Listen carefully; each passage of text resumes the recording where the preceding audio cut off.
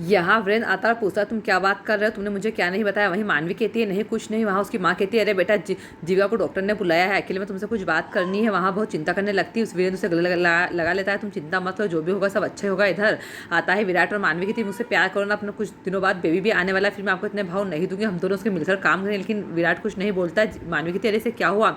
इधर मानवी आती हुई कहती है मेरी तबीयत ठीक नहीं है। वहीं वीरेंद्र कहता है अरे इस हालत में ऐसा होता है, तुम इतनी टेंशन मत लो। वहाँ चली जाती है। फिर इधर वहाँ सोई नहीं रहती है और एकदम विराट उठता है। विराट कहता है अरे मैं इससे कैसे कहूँ कि मैं अभी डेड बनने के लिए तैयार नहीं हूँ। वहाँ उसकी परछाई आती है, उसे कहती है अरे तू उसको बता, इतनी बड़ी बात उसे क्यों नहीं बता रहा है। फिर वो सोचता है हाँ मुझे बता देना चाहिए। वहाँ कहता है मानवी मैं डैडी बनने के लिए तैयार नहीं हूँ, प्लीज़ सॉरी मुझे माफ़ कर दो। वहाँ मानवी कहता है मानवी सो रही होती है, उसे नहीं पता कि मानवी सो रही होती है। इधर सुबह होती है, वैसे ही जीविका को मानवी ढूंढ रही होती है। वहाँ फ़ोन लगाती है। जीविका दी आप कहाँ। जीविका कहती है मैं मार्केट आई हूँ माँ के साथ। वहाँ मानवी कहती है हाँ ठीक है।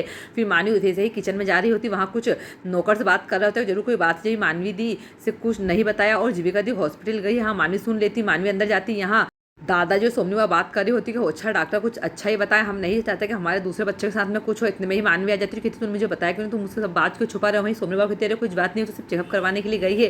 दादाजी कहते बेटा तुम इतना टेंशन मतलब। मानवी कहती नहीं मुझे ही जाकर पता लगाना चाहिए। और वहाँ भक्ति भी जाती है। इधर जीविका और वीरेंद्र के पास फ़ोन आता है लेकिन फ़ोन नहीं उठा पाते। वैसे सिस्टर आ जाती है आपको डॉक्टर ने अंदर बुलाया है और डॉक्टर कहती है सॉरी मैं आपको कैसे बताऊँ, समझ में नहीं आ रहा है कि तुम्हारा जो अंदर का हार्मोन्स है वो नहीं बन पा रहा है और तुम कभी माँ नहीं बन पाओगी। तुम्हारी जो बच्चेदानी है कभी बच्चे का वजन झेल नहीं पाएगी। सॉरी आप कभी माँ नहीं बन पाओगी। यहाँ सुनकर उसकी आंखों में बहुत आंसू आ जाते हैं, वहाँ बहुत रोने लगती है। वीरेंद्र शौक रहता है। वीरेंद्र कहता कुछ और सॉल्यूशन नहीं है, कुछ और नहीं हो सकता। मैडम कहती नहीं कुछ नहीं हो सकता, बस यही है कि आप कभी माँ बन नहीं पाओगी। बस मैं आपसे यही कहना चाहती हूँ अगर आप अमेरिका वगैरह कहीं भी चले आओ कोई डॉक्टर इसका इलाज नहीं कर पाएगा। उसे याद आता है कि वीरेंद्र इतना खुश था जब मेरी बेबी होने की बात आई थी। वह मुझे कह रहा था मैं म्यूजिक सिस्टम लेकर आऊँगा और मेरी बेटी तुम्हारी जैसी होना चाहिए। वहाँ ये सब बात अपना अतीत याद करती और बहुत खुश होती जब वीरेंद्र मुझसे कह रहे थे कि हमें बहुत अच्छा लगेगा, मैं एक पेंटिंग बनाऊंगा, अपने एक बेटी होगी। यहाँ सब लोग पूरी फैमिली खुश होती है। दादाजी उससे कहते तुमने हमें बहुत बड़ी खुशी दी है।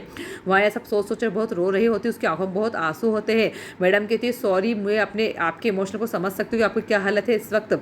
वीरेंद्र बहुत रोने लगता है। वीरेंद्र उसे गले लगाकर कहता है कुछ नहीं, जो होने को कौन टाल सकता है। माँ कहती बेटा मत रो, होने कोई नहीं टाल सकता, अब क्या करे भगवान की यही मर्जी है।